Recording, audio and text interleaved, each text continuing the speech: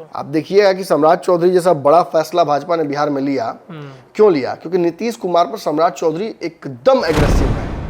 ये आज तक हुआ नहीं है। नीतीश कुमार से भाजपा के रिश्ते कई बार टूटे हैं, लेकिन सुशील मोदी को आगे करके भाजपा हमेशा स्पेसिफाई करती रही चीज़ों को। नीतीश ने भी जैसा तेजस्वी यादव को बताया था वैसा तो उन्होंने नहीं किया, क्योंकि एक हाथ दे एक हाथ ले।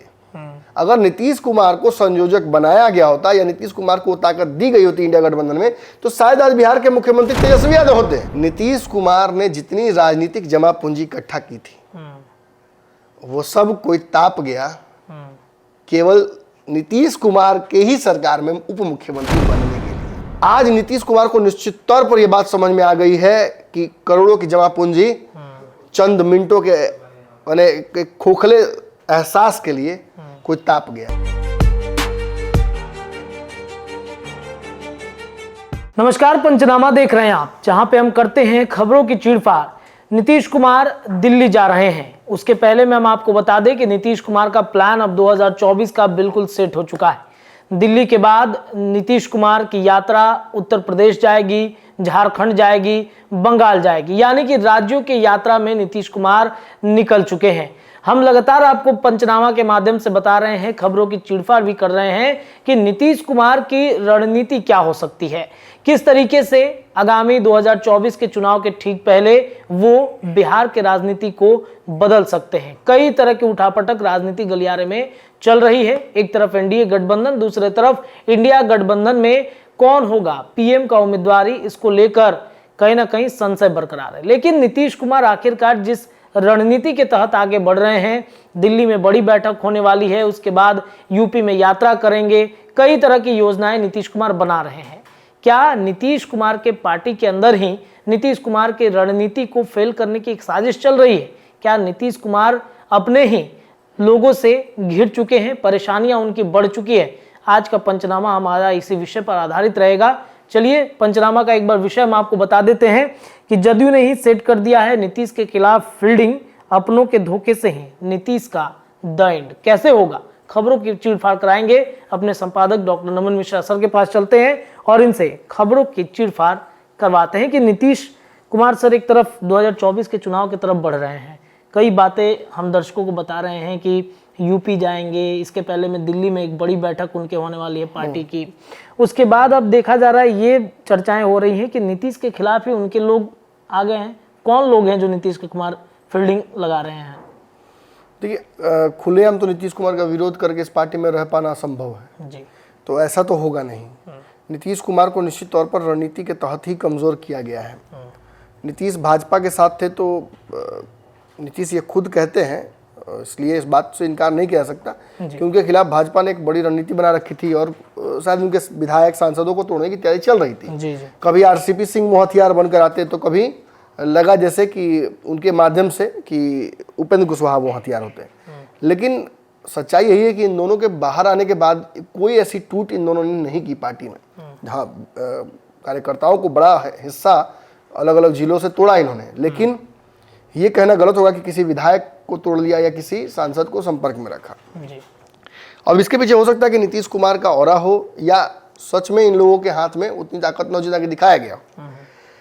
ये भी हो सकता है कि नीतीश कुमार को यह भ्रम दिलाकर किसी ने उनसे गलत फैसला करवा दिया। क्या गलत फैसला, क्या भ्रम? नीतीश कुमार को यह भ्रम हो सकता है किसी ने दिलाया कि आपकी पार्टी भाजपा तोड़ने जा रही है और उसका हथियार बनने जा रहे हैं ये।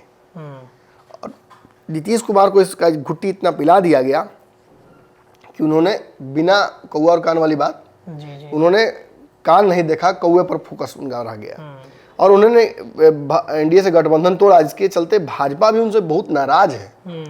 भाजपा भी अपनी रणनीतियों में नीतीश कुमार को मेन जो टारगेट है वो बनाकर चल रही है। जी, बिल्कुल। आप देखिएगा कि सम्राट चौधरी जैसा बड़ा फैसला भाजपा ने बिहार में लिया। क्यों लिया? क्योंकि नीतीश कुमार पर सम्राट चौधरी एकदम एग्रेसिव रहे। ये आज तक हुआ नहीं है। नीतीश कुमार से भाजपा के रिश्ते कई बार टूटे हैं, लेकिन सुशील मोदी को आगे करके भाजपा हमेशा स्पेसिफाई करती रही चीजों को ताकि गुंजाइश बची रहे। अब वो गुंजाइश दिख नहीं रही है सम्राट चौधरी वाले रिजीम में। तो आखिर यहाँ तक पहुंचने में कहीं ना कहीं नीतीश कुमार ने एक फैसला उनका बहुत महत्वपूर्ण रहा कि भाई हम भाजपा से गठबंधन तोड़ रहे हैं। तो भाजपा ने ऐसा क्या किया था? देखिए, भाजपा ने तो नीतीश कुमार के कम विधायक आने के बावजूद भी उन्हें मुख्यमंत्री बनाया था। तो भाजपा कागज पर तो कमजोर नहीं है, उसका पक्ष कमजोर नहीं है। इनफैक्ट नीतीश कितना भी चिल्ला ले और ये कह दे कि भाजपा उनका धोखा की, सच्चाई है कि कागज पर तो नीतीश ने धोखा दिया है भाजपा को। एक जनता द्वारा चुनी गई 2020 की सरकार को किसने पलटा? नीतीश कुमार ने। बिल्कुल सर। कोई भाजपा ने तो ये कहा नहीं था, आज तक सार्वजनिक तौर पर भाजपा की तरफ से एक बयान नहीं आया है कि भाजपा को अपना मुख्यमंत्री देना चाहिए, किसी ने बिहार से नहीं कहा। बिल्कुल सर। तो फिर नीतीश कुमार की बेचैनी बढ़ी क्यों? किसने उनके दिमाग में ये बात भरी कि मुंबई वाला खेल हो सकता है बिहार में, ऑपरेशन लोटस। Operation lotus. अब ये बात तो हमने स्थापित कर ली कि ये कहीं ना कहीं खेल एक लग रहा है। मैं दावे से नहीं कह रहा हूं कि यही हुआ होगा, लेकिन ये लग रहा है कि एक सिचुएशन हो सकता है। इसके बाद हमने देखा कि नीतीश कुमार का जो प्रेम है वो विपक्ष की एकता की तरफ बढ़ा। नीतीश जिस तरह से चाहते थे, कन्विंस नीतीश कुमार को ये किया गया कि उसी तरह से ये पूरा प्रोग्राम होगा। लेकिन आप जानते हैं अच्छे से ये बात, दर्शक जानते हैं अच्छे से बात, कि जैसा नीतीश को बताया गया था वैसा तो कुछ नहीं हुआ जी। नीतीश ने भी जैसा तेजस्वी यादव को बताया था वैसा तो उन्होंने नहीं किया, क्योंकि एक हाथ दे एक हाथ ले।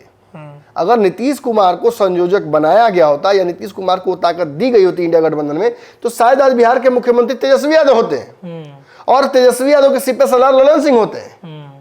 तो मैं नाम तो नहीं लूंगा, लेकिन इतना जरूर समझ में आ रहा है कि कोई एक आदमी जरूर बहुत बड़ा खिलाड़ी है जो नीतीश कुमार को बहुत हद तक उनके फैसलों को उसने प्रभावित किया और नीतीश कुमार से कुछ बड़े बड़े डिजास्ट्रस पॉलिटिकल फैसले लिवाया गया जानबूझकर या व्यक्तिगत फायदे में। जी जी, भी हो सकता है सर। भी हो सकता है ना। बिल्कुल सर। अब देखिए, मैंने कहने का मतलब कि एक मैंने देखी थी शॉर्ट फिल्म, तो अब आपको पता है कि पैसा क्या होता है, अबोध लोगों को तो नहीं पता है पैसा क्या होता है। ठंड बहुत कड़ाके की पड़ी तो बहुत सारा पैसा घर में रखा होता, पिताजी बेचारे कहीं से लेके अपना आए, तो एक बालक था, विक्षिप्त था, ठंड लगी तो देखता था कि लोग जला जला कर तापते थे, तो सारा रुपया जितना था बाबूजी गए थे उधर से सब ताप गया। अब गलती इसमें उसकी भी नहीं है, उसने देखा था कि कागज जलाया जाता है, अब उसको ये पता ही नहीं था कि वो कागज कितना कीमती है। नीतीश कुमार ने जितनी राजनीतिक जमा पूंजी इकट्ठा की थी वो सब कोई ताप गया केवल नीतीश कुमार के ही सरकार में उप मुख्यमंत्री बनने के लिए। अच्छा,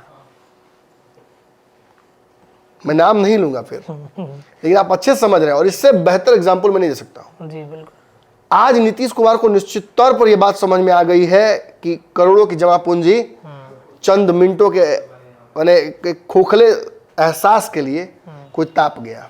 सरैया वाला आग जो लगा था उसी में क्या है? अब किस आग मत, नीतीश कुमार के भी तो जहन में एक आग होगी जी। इतना आसान नहीं है। 2020 के चुनाव को नीतीश कुमार काफी असहज थे, उन्हें लगा किसी ने धोखा किया है। चिराग पासवान ने जो किया उनको लगा कि भाजपा ने करवाया है। निश्चित तौर पर भाजपा नहीं कराया होगा, कोई बड़ी बात नहीं है, लेकिन उसका कोई रिजल्ट और इसका कोई बहुत बड़ा मैंने कहा सकता है कि रिवॉर्ड तो नहीं मिला चिराग पासवान को। तब बिना रिवॉर्ड के चिराग पासवान ऐसा क्यों करेंगे? बिल्कुल। ये भी तो हो सकता है कि चिराग पासवान एकदम पैथोलॉजिकली नीतीश कुमार से हिट करते हो, ये भी तो हो सकता है ना। जी सर। और कहीं ना कहीं इससे यही रास्ता मैंने एक निकल के सामने आ पा रहा लॉजिकल कि नीतीश कुमार से फैसला तो लिवा दिया गया बिहार सरकार गिराकर नई सरकार बनाने का, लेकिन नीतीश को उसका फायदा नहीं हुआ, थोड़ा सा भी नहीं हुआ। मुख्यमंत्री तो वो तब भी थे और मुख्यमंत्री वो आज भी हैं। हाँ, ये जरूर बात है कि जितना संजय जायसवाल परेशान उनको कर रहे थे उतना तेजस्वी यादव और जगदान सिंह की औकात नहीं है। औकात ही बोला जा सकता है और कोई शब्द का प्रयोग नहीं कर सकते हैं। तो संजय जायसवाल ने एक मुफ्त कार्यक्रम चलाकर नीतीश कुमार को, उनके गृह मंत्रालय को, उनके शराबबंदी के फैसले को, बिहार में हो रहे क्राइम को, मैंने बिहार के रेटिंग्स जो गिर रही थी लगातार अलग अलग सूचकांक में, उन सब को वो निशाना बनाते थे। और सच पूछिए तो उपेंद्र कुशवाहा छोड़कर कोई डिफेंड भी नहीं कर पाता था। अब तो सब एक हो गए। तो नीतीश कुमार निश्चित तौर पर कमजोर हुए हैं और जो कुछ बड़े सहयोगी थे नीतीश कुमार पर आंख मूंद कर भरोसा करने वाले मांझी भी अब एनडीए में है।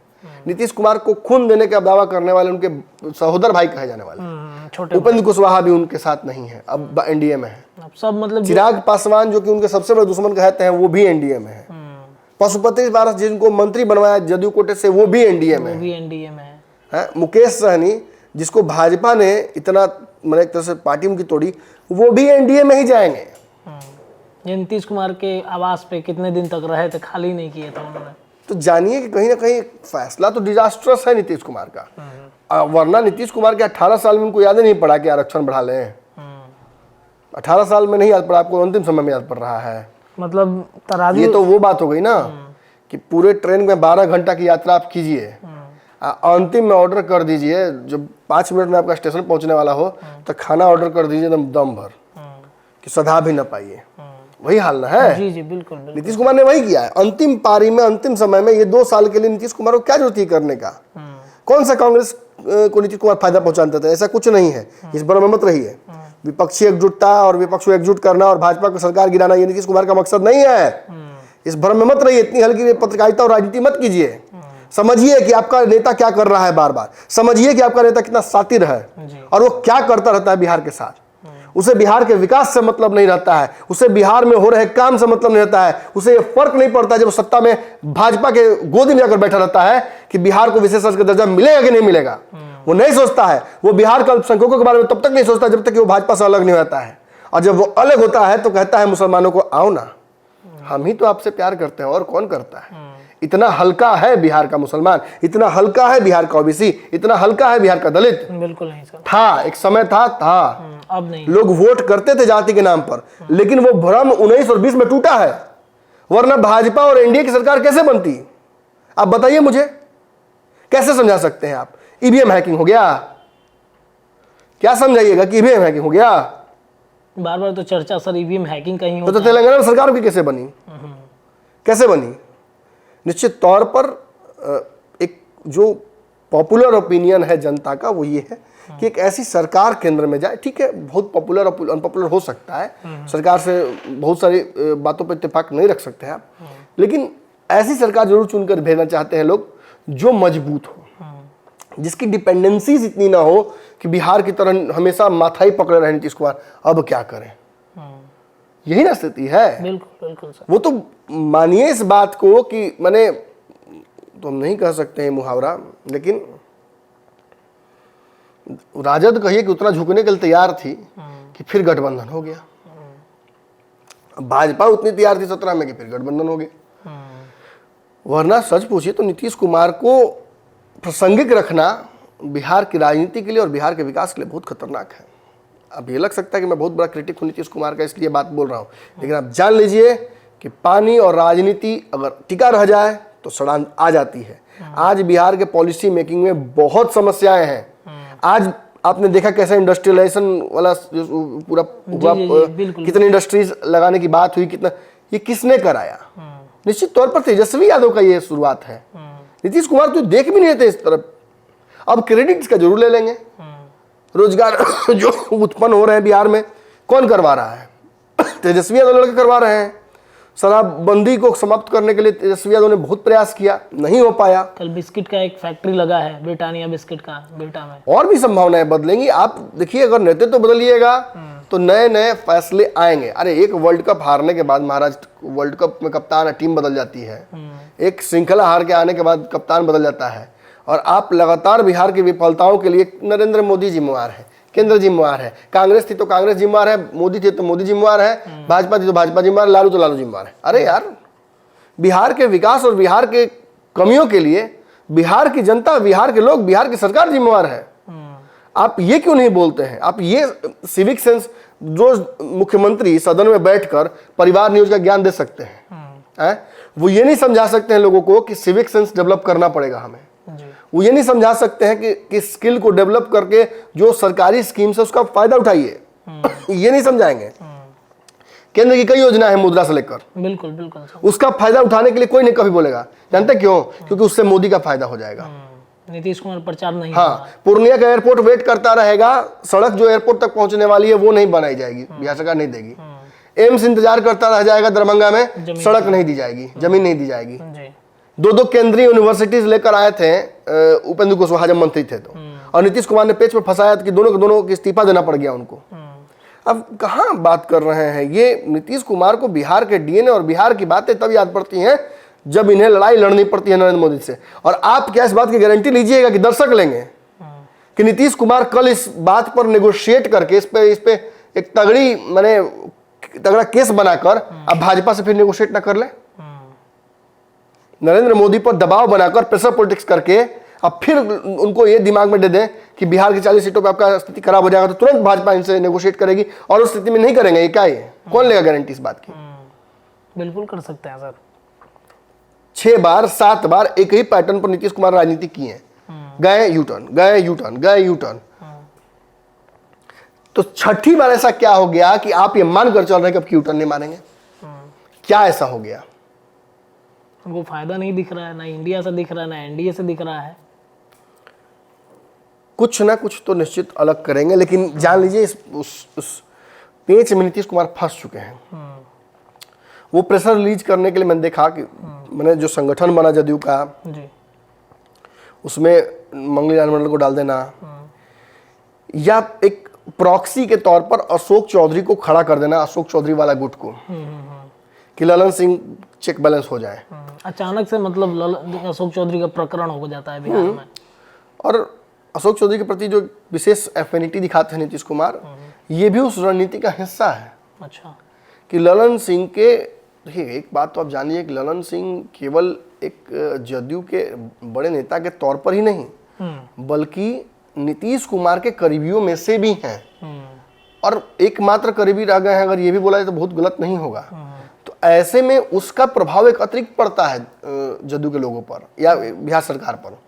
अब यही बात नीतीश कुमार अशोक चौधरी के माध्यम से भी साबित करना चाहते हैं कि ये भी मेरे बहुत करीब हैं। तो इससे क्या होता है कि बैलेंस ऑफ पावर होता है। लेकिन Nitish Kumar is too far committed in opposition politics कि अब वो चाह कर भी एनडीए के साथ, मैंने जो कहा था कि मुझसे पहली सी मोहब्बत मेरे महबूब न मांग, ये संभव नहीं है। भाजपा उनको पहले वाली तरजीह नहीं देगी। भाजपा जानती है कि नीतीश जब सत्ता में आएंगे, जब गठबंधन होगा, जब ताकत उनको मिल जाएगी, फिर वो वही अपना मतलब कुर्सी बचा के रखेंगे हमेशा, वो पॉलिसी मेकिंग करने ही देंगे। अब 3-4 राज्यों में भाजपा ने अपना मुख्यमंत्री अलग अलग वाइल्ड कार्ड फैसले लिए हैं। आपको क्या लगता है भाजपा किसी राज्य में जो अपनी सरकार बनाती है, ये गलत है, लेकिन फिर भी भाजपा का पैटर्न ये है, तभी उस राज्य में इन्वेस्टिंग होता है, तभी उस राज्य के लिए स्कीम्स रिलीज होते हैं केंद्र से, तभी उस राज्य में अपना वो विकास का एक मॉड्यूल बनाती है। भाजपा बिहार में जब तक अपना सरकार अपने दम पर नहीं बनाएगी या अपना मुख्यमंत्री देकर नहीं मजबूत चलाएगी सरकार, तब तक बिहार में वो इन्वेस्टमेंट उस तरीके से नहीं करने देगी। ये जान लीजिए, ये बहुत बड़ा एक पेच है भाजपा का। नरेंद्र मोदी का वर्किंग स्टाइल यही है। क्योंकि देखा हमने जब इन्वेस्टर्स मीट यहाँ पे लग रहा है, एक मेला सा लगा हुआ है, बीजेपी बड़ा मतलब उस पर हमलावर है, बार बार प्रवक्ता बयान दे रहे हैं कि ये शहनवाज हुसैन जब थे बिहार में उद्योग मंत्री तो दिल्ली में लगवाए थे मीट, बिहार में नहीं लगवाए थे। इससे आप समझ जाइए कि भाजपा कैसे काम करना चाहती है। तो भाजपा को कंप्लीट जो कहा सकता है पावर, वो तो 25 में ही मिल सकता है, मिलेगा गारंटी नहीं है, मिल सकता है। तब तक बिहार का तो कोई कल्याण होना नहीं है। लेकिन नीतीश कुमार चूंकि इतना कमिट हो चुके हैं उस तरफ, ऑपोजिशन की तरफ, और भाजपा उनको सीधे सीधे तो बहुत कोई फायदा देने वाली है नहीं, तो वो अब उत्तर प्रदेश वाले रणनीति पर काम करने चले जा रहे हैं। उनको जबरदस्ती चले नहीं जा रहे, उनको भेजा जा रहा है। अच्छा। उत्तर प्रदेश से फीडबैक निश्चित तौर पर बहुत पॉजिटिव आया है। जो फूलपुर सीट है वहां से आपने देखा मेरे सामने, मुझे भी कई फोन्स आते हैं कि वो आते हैं तो उनका वेलकम है, बहुत अच्छा रहेगा, वो सीट पर लव कुश समीकरण बहुत तगड़ा है। लेकिन जो बिहार के कुशवाहा और लव को नाराज कर के रखे हुए हैं, उनको उत्तर प्रदेश का लव कुश अपना कैसे मान लेगा? केवल आप एक मुट्ठी और सैंपल साइज पर विश्वास मत कीजिए, बल्कि पूरी की पूरी हकीकत जानने की कोशिश कीजिए। और इसलिए हम उत्तर प्रदेश जाएंगे भी। नीतीश कुमार से पहले हमारी टीम उत्तर प्रदेश जाएगी, फूलपुर जाएगी, बनारस जाएगी। लेकिन एक बड़ी बात कहीं ना कहीं रत्नेश सदा ने खेल दी है, एक बड़ा खेल खेल दिया है रत्नेश सदा ने। उन्होंने जो अशोक चौधरी वाला भीम संवाद हुआ, उसमें कहीं ना कहीं वो भाप गए थे कि पार्टी अब नया नेतृत्वकर्ता खोज रही है, तो क्यों नहीं मैं, क्यों नहीं माझी। तो रत्नेश सदा दलित और पिछड़े के तौर पर एक चेहरा ऐसे हैं जिनको पार्टी आगे भी माने अगर कुछ देती है तो एक मैसेज जाएगा जनता के बीच में। तो उन्होंने उस मौके को भांपते हुए अशोक चौधरी का खेल तो बिगाड़ने की कोशिश की ही, अब वो नीतीश कुमार को भी उस तरफ ठेलने की कोशिश कर रहे हैं। उन्होंने कल एक बयान दे दिया है कि वाराणसी से मोदी के खिलाफ लड़ना चाहिए नीतीश कुमार को। आखिरी बार इस तरीके का बयान जिसने दिया था वो उस पार्टी में नहीं है जिस पार्टी के नेता के लिए उसने बयान दिया था। अरविंद केजरीवाल को इसी तरीके से फंसाया था किसी करीबी ने उनको आम आदमी पार्टी की तरफ से। अच्छा। अब ये बयान दे देने के बाद अरविंद केजरीवाल को लड़ना पड़ा था नरेंद्र मोदी के खिलाफ चुनाव, और बाकी चीजें जो हुई वो तो हिस्ट्री है। बड़ा मुश्किल से दिल्ली का तख्त अरविंद केजरीवाल बचा पाए थे। जी जी। आज भी उस तख्त पर है बैठे हुए, लेकिन आप जानते हैं कि कितना वो वोलाटाइल है। अब ऐसे में नीतीश कुमार को बनारस भेजकर नीतीश कुमार को एक तरह से पॉलिटिकल विदाई देने की तैयारी चल रही है। बेतरनी पार करने की तैयारी में है ना। निश्चित तौर पर मैं यहाँ कुछ बातें और बता दूं। नीतीश कुमार का हालिया जो रिकॉर्ड रहा है राज्य अलग अलग राज्यों में बिहार छोड़कर जी। उन रिकॉर्ड पे ज़रा ध्यान दीजिए। सिक्किम में क्या हुआ, अरुणाचल में क्या हुआ, पार्टी टूटी उनकी, लोग शामिल, विधायक जीत कर भी नहीं बचा पाए। बगल में आप देखिए झारखंड में क्या हुआ, दिल्ली में चुनाव लड़ने गए थे तो 29 सीट आया था इनके को प्रत्याशी को। फिर हाल ही में लड़ने गए हैं जो 5 राज्यों के चुनाव थे तो 40 और 45 और 101 वोट लेके आए हैं। हम मानते हैं कि कुछ लोग इनके समर्थक वहां होंगे, कुछ लोग जाति के नाम पर वहां भी इनको वोट कर देंगे, लेकिन इतना जान लीजिए कि जिस उत्तर प्रदेश में सीट तक नहीं ले पाए एनडीए में रहते हुए भाजपा से, आरसीपी और ललन सिंह को आगे करके, जिसके चलते आरसीपी को शहीद कर दिया इन्होंने, कर दिया बिल्कुल। उस यूपी में जाकर नरेंद्र मोदी के खिलाफ चुनाव जीतने की बात की जा रही है। मतलब ये अलग तरीके का मजाक राजनीति में चल रहा है। और मैं आपको दावे के साथ कहता हूँ कि बिहार के 2-4 को तो ऐसा पालतू लोग हैं विश्लेषक कि वो 100% के जीतता हो, कोई टक्कर में नहीं है, फूलपुर से जीत जाएंगे, धुआं कबार देंगे एकदम रिकॉर्ड मत से मोदी हरी हैं। और परिस्थिति जब आएगी तो 200 वोट उस दिन गायब, फ्रेम से गायब। उस दिन गाँव देहात में जाके मछली भुजवा के खा लेना है धीरे से। अब आजकल तो व्यवस्था मिल गया है, सुन रहे कि घरे में का तो मिलता है पंजाबी टाइगर की, ग्रीन पीस की, क्या क्या एक से एक ब्रांड बिहार में मिल रहा है। मारना है धीरे से दम स्वाहा, गायब हो जाना है। चौहारा चुनाव सोचे अब 3 राज्य में हालत जो हुआ है विपक्ष का, तो उस पर तो मैंने मक्खियों बैठने के तैयार नहीं है उस हार पर। विकास वहीं पर न दिखाया जा रहा था सर। तो कहीं ना कहीं मुझे तो लगता है कि यही वो लोग हैं जो दिखाते तो हैं कि हम विपक्ष की तरफ हैं, लेकिन मिले हुए मोदी से हैं पीछे पीछे, और मोदी के लिए काम करते हैं। काम बिगाड़ रहे हैं नीतीश कुमार का। हाँ, काम नीतीश कुमार का बिगाड़ रहे हैं। ऐसा परसेप्शन बना दिया जाएगा, ऐसा भ्रम बना दिया जाएगा कि नीतीश कुमार बिना सोचे समझे वहां से छलांग मार दें, और छलांग मारने के बाद क्या होला, सीधा ऐसा गड्ढा में गिरेंगे न जहां से न तैर के निकल पाएंगे न चढ़ के निकल पाएंगे।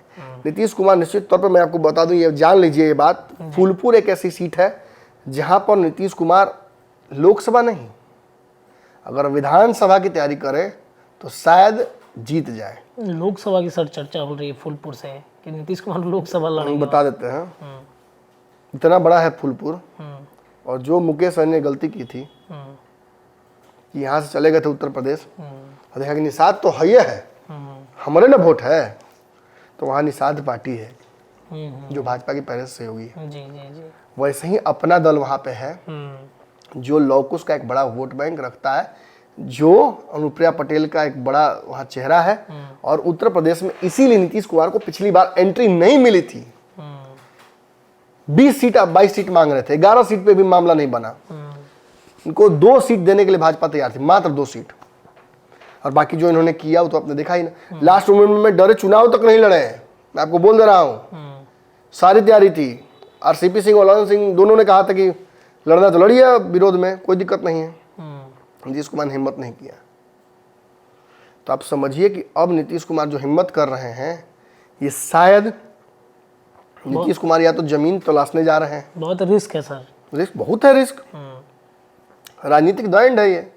अरे आपकी पार्टी हार गई तो कुछ दिक्कत नहीं है, आप हार गए तो जो एक चेहरा इंडिया, आप हार गए तो कहाँ के रहिएगा। आपको 40 विधायक का ताना आज सुनना पड़ता है, हमेशा 40 वोट का ताना आपको सुनना पड़ता है। अगर आप गए वहां लड़ने, कहीं जमानत जब्त हो गई तो आजीवन राजनीति से आप समाप्त हो जाइएगा। और बड़े बड़े लोग हुए हैं, पप्पू यादव चुनाव हारे तो कोई अब समझता है क्या उस तरीके से उनको, हालांकि बड़ा जनाधार है पूर्णिया में, देखी जाके बच्चा बच्चा उनका नाम ले रहा है, लेकिन एक चुनाव हारने के चलते पप्पू यादव को बहुत लोग राजनीति से आउट कर देते हैं।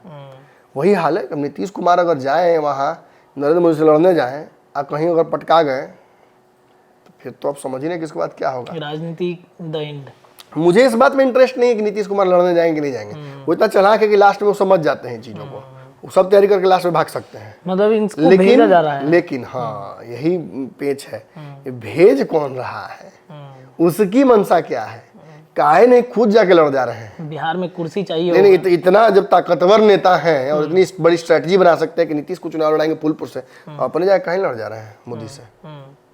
मैं फिर बोल रहा हूँ, मैं नाम नहीं लेने लूंगा, समझिए किसकी बात मैं कर रहा हूँ। जाए या मोदी से लड़ जाए, नीतीश कुमार के सेनापति बनकर जाके शहीद हो, राजे को आगे कर दीजिएगा तो फिर बचेगा क्या? राजा को तो बचाया जाता है, सेनापति शहीद होता है जाके आगे। तो सेनापति तो खैर यहाँ भी शहीद होगा ही होगा। फील्डिंग तो बहुत टाइट है सेनापति का, और सेनापति बेचारा बहुत प्रयास कर रहा है कि मीट भात चले, लेकिन मीट भात से वोट थोड़ी मिलता है। मतलब 6 महीना वाला कॉन्ट्रैक्ट अब फेल कर गया है, इस वजह से परेशानी सर हो रही होगी। निश्चित तौर पर फेल कर गया है। कांग्रेस से इतर नीतीश कुमार अपनी ताकत दिखाने के लिए जा रहे हैं, भीड़ तो जुटा देंगे रैली में, तो तय है। वो तो कहीं ना कहीं से भीड़ तो आजकल आउटसोर्स होता है। प्रशांत किशोर ऐसा ना काम बिगाड़े हैं राजनीति का। इस देश में 90% राजनीति घिनौना जो करने वाला व्यक्ति है वो है पैरासाइट किशोर। उसने बिगाड़ दिया इस देश की राजनीति को, गंध मचाकर छोड़ दिया है, पूरी तरीके से एकदम व्यापारीकरण कर दिया है, और बिहार में भी आकर व्यापारियों को खोज रहा है। अब कह रहा है कि परिवर्तन कर देंगे। बिहार की जनता केजरीवाल नहीं पूछती है, उड़ते चिड़िया को हल्दी लगाती है, कब बुना देगा हमें में पता नहीं चलेगा। खैर लड़िए चुनाव में तो देख, मैं वो बड़ा फेमस डायलॉग है सर। हाँ तो मैं बता रहा हूँ कि लड़े चुनाव, मैं तो देख ही रहा हूँ ना, हम तो कमेंट्री करने के लिए हैं। हमको ना उधर से लेना माधो को देना, बैट्समैन मारे छक्का तब भी हम बड़ाई करेंगे, बॉलर विकेट ले ले तब भी बड़ाई करेंगे, कैच ले ले तब भी बड़ाई करेंगे, लेकिन अगर कैच छूट जाएगा तब तो फिर धुआं उड़ा देंगे। धुआं तो हम ही लोग उड़ाएंगे ना। जी जी, चलिए। तो कहीं ना कहीं नीतीश कुमार के जिस तरीके से अपनों ने अब धोखा देने का काम किया है, इससे राजनीतिक द एंड की तरफ बढ़ सकते हैं। ऐसी चर्चाएं अब राजनीति गलियारे में तेज होंगी, क्योंकि जिस प्रकार से नीतीश कुमार अपनी रणनीति बनाकर आगे चल रहे हैं, ऐसे में क्या वाकई में अपनों से धोखा खाकर नीतीश कुमार फिर बैक टू पवेलियन जा सकते हैं? पंचनामा में आज चीरफाड़ हमने कर दिया। इस खबर पर अपनी राय रखिएगा। देखते रहिए पंचनामा। बहुत बहुत धन्यवाद।